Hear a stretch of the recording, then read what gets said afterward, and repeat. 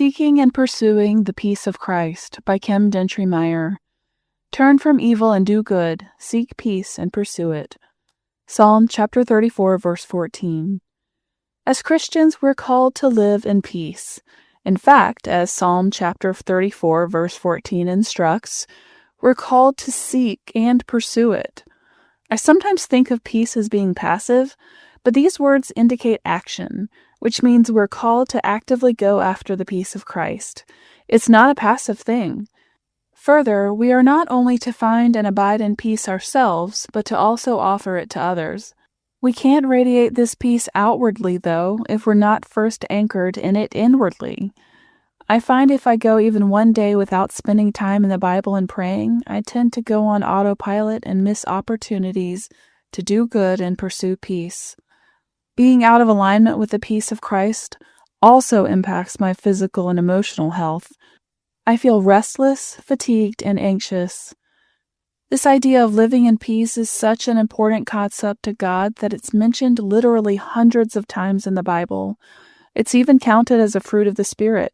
Galatians chapter 5, verses 22 through 23. This means it's stunningly important.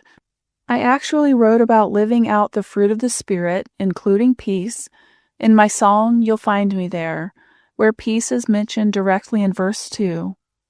When there's peace instead of slander, and you seek to understand, when you care for all creation, when you lend a helping hand, you'll find me there. We will indeed find him in this place of peace, and others will be drawn to the peace within us. Like so many of you, I've been deeply affected by the recent violence, both domestically and abroad. It seems every day there's a new crisis that threatens our personal peace. I think this is when we need the peace of Christ the most, to combat the overwhelm and dread that tries to creep into our minds. Jesus guides us on how to navigate this in John chapter 14, verse 27. Peace I leave with you, my peace I give you. I do not give to you as the world gives. Do not let your hearts be troubled, and do not be afraid. He tells us not to look to the world for peace. It will give us anything but. So the next time we start to go down a rabbit hole of worry based on what's happening around us, let's instead tap into the supernatural peace that's available to us through Christ. We don't have to be troubled or afraid, friends.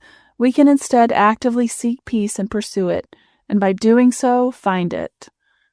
Questions for reflection. What are some ways you prioritize anchoring yourself in the peace of Christ? What are your go-to scriptures for this?